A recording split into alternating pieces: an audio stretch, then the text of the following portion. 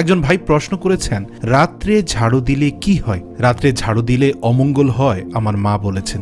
এ বিষয়ে কোরআন সুন্নাহর কোনো বিধিবিধান আছে কিনা আপনার জানা থাকলে আমাকে জানাবেন।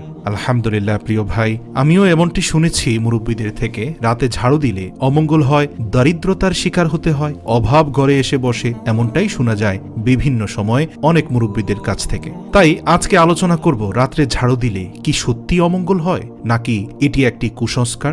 ঝাড়ু দেওয়ার অর্থ হলো পরিষ্কার করা, পরিষ্কার পরিচ্ছন্ন রাখা।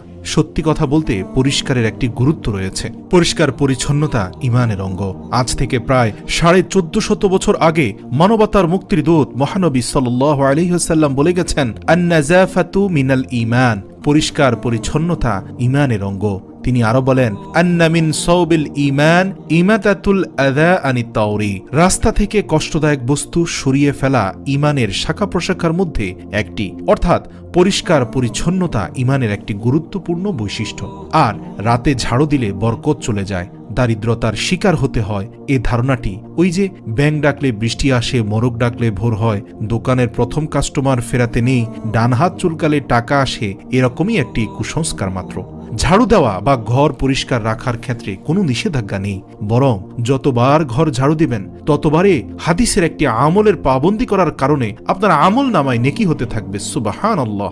এই বিশেষ সময়ে ঝাড়ু দেওয়া যাবে না বা ঘর পরিষ্কার করা যাবে না, যখনই প্রয়োজন হবে তখনই আপনি পরিষ্কার করতে পারবেন। বিশেষ সময়ে ঘরে ঝাড়ু দেওয়া যাবে না, এই কুসংস্কারগুলোতে একেবারেই কান দেওয়া যাবে না। এমনকি ঝাড়ু দেওয়ার পর যে বস্তুগুলি একত্রিত হয় সেগুলির ব্যাপারে বলা হয়ে থাকে যে সেগুলো নাকি বাইরে ফেলা যাবে না, এটাও একটা কুসংস্কার। এখন আপনাদের মনে প্রশ্ন আসতে পারে, কই আরব দেশে তো এমনটি আমরা শুনিনি, যারা মধ্যপ্রাচ্যে চাকরি বাকরি করেছেন বা থেকে এসেছেন, আমাদের দেশের মতো এতটা কুসংস্কারচ্ছন্ন তো তারা নয়, তারাও মুসলিম আমরাও মুসলিম, তাহলে আমাদের মধ্যে কুসংস্কার আসলো কোত্থেকে? একটু গবেষণা করলে দেখা যাবে আমাদের এই উপমহাদেশে আজ থেকে 500 কিংবা 600 বছর পূর্বেই হযরত শাহজালাল রাহিমাহুল্লাহ বা তার মতো আরো অনেক ইসলামিক ব্যক্তিত্বরা ইয়ামেন ও আরব রাজ্য থেকে এসে লা ইলাহা ইল্লাল্লাহু মুহাম্মাদুর রাসূলুল্লাহ এই মহৎ কালেমাটি প্রচার করে আমাদের পূর্বপুরুষদের ঈমান আনয়ন করেছিলেন, তাদেরকে ঈমানদার বানিয়েছিলেন। তার পূর্বে কিন্তু এই উপমহাদেশে সনাতন ধর্মাবলম্বী মূর্তি পূজকদের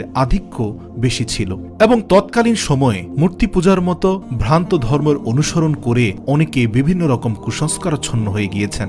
আজকে দীর্ঘত 500-600 বছর হয়ে গেল ঈমান আনয়ন করেছি আমরা, কিন্তু তারপরেও পুরনো সেই কুসংস্কার এখনো ভুলতে পারিনি। আর তার পেছনে মূল কারণ হচ্ছে শিক্ষাগত অযোগ্যতা, কোরআন সুন্নাহর ইলম না থাকা। এজন্যই তো একজন ইসলামিক কবি চমৎকার একটি কবিতা লিখেছিলেন আবহমান কালের সকল কুসংস্কার নিয়ে। আপনাদের জন্য কবিতাটি আবৃত্তি করছি।